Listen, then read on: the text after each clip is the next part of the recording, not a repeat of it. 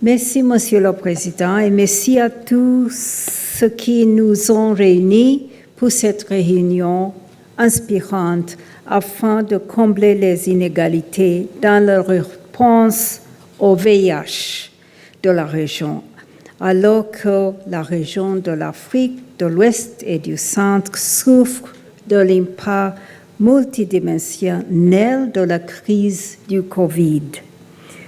Cela fait presque 2 ans que nous vivons une crise humaine unique en ce genre, aux effets dévastateurs.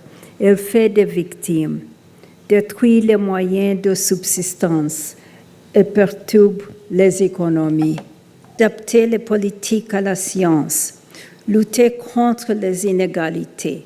On s'attaque à la stigmatisation et en donnant des moyens d'action aux filles et aux jeunes femmes. Voilà un programme nécessaire pour atteindre les objectifs de tous nos concitoyens. Ce que nous devons faire pour mettre fin au sida et aussi ce que nous devons faire pour permettre à l'Afrique de se relever. Gouvernement, organisations internationales, scientifiques, chercheurs, organisations communautaires et acteurs de la société civile.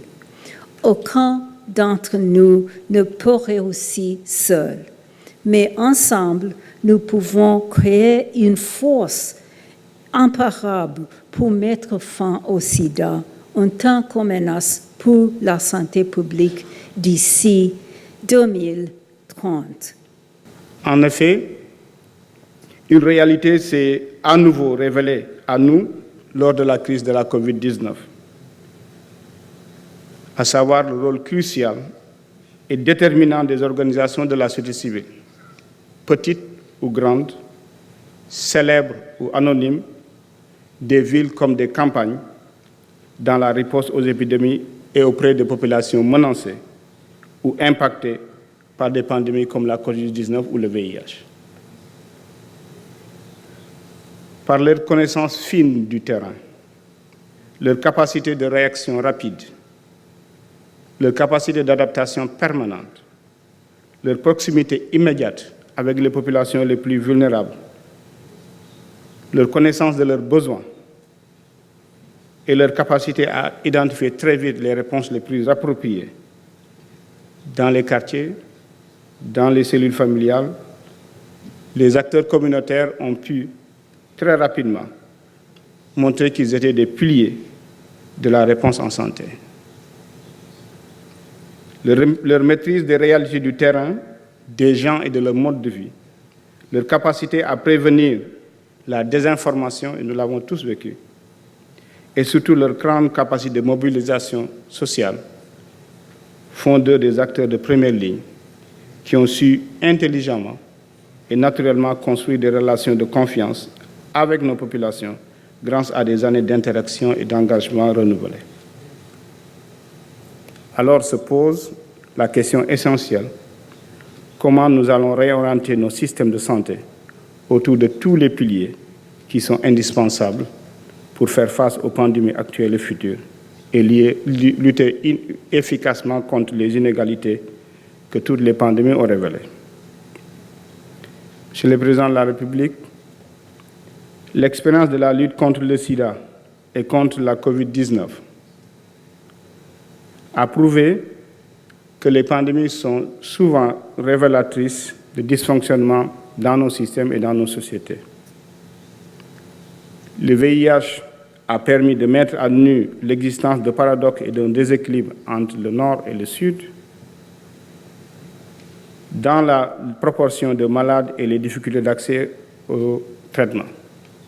J'ouvre une parenthèse pour dire à l'époque, une personne qui est dans cette salle, constatant ces déséquilibres, avait dit les malades étaient au Sud, les médicaments étaient au Nord. Nous savons tous, nous connaissons tous finalement ce slogan qui a été mobilisateur pour tous les acteurs de la lutte contre le sida. Monsieur le Président de la République, ce schéma se répète avec la pandémie de la COVID-19. Aujourd'hui, dans les pays développés, plus de 70% des adultes sont vaccinés. En Afrique, seulement 3,6% ont accès au vaccin. Ces chiffres doivent nous interpeller. C'est une urgence majeure. Depuis 40 ans, le monde, en particulier l'Afrique, fait face à la maladie du VIH-Sida, avec son lot quotidien de malades et de morts, et ses impacts collatéraux sur les familles. À cela s'ajoute aujourd'hui la pandémie Covid-19. Nous voilà sur deux fronts urgents, sans oublier ceux du paludisme et de la tuberculose.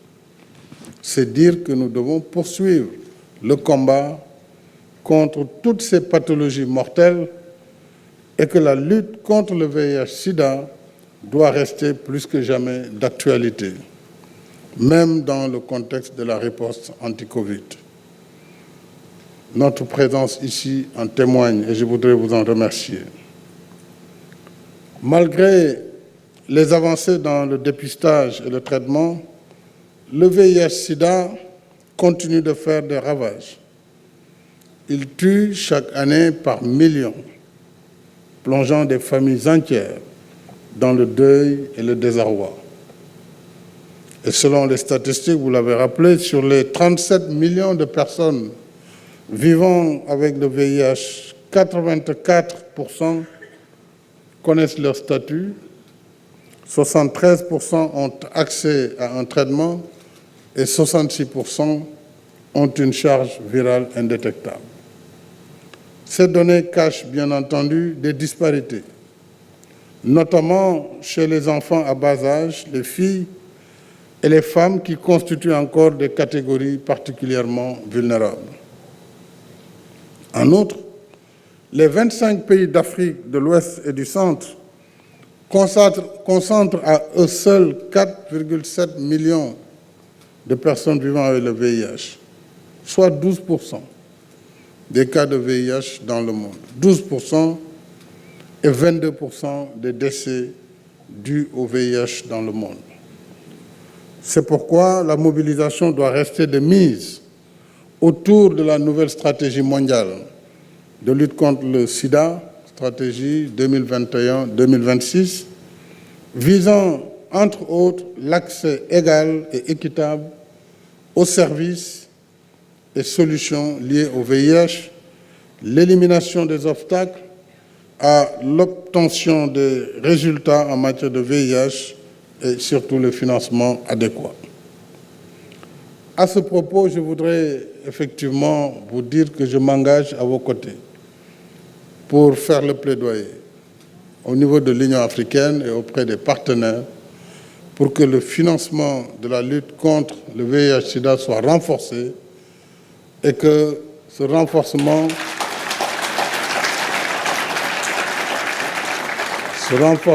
puisse commencer par les États africains eux-mêmes. Dans ce cadre, Monsieur le ministre de la Santé, je vous engage, dès le prochain budget, à mettre 2 milliards de plus sur la lutte contre le VIH.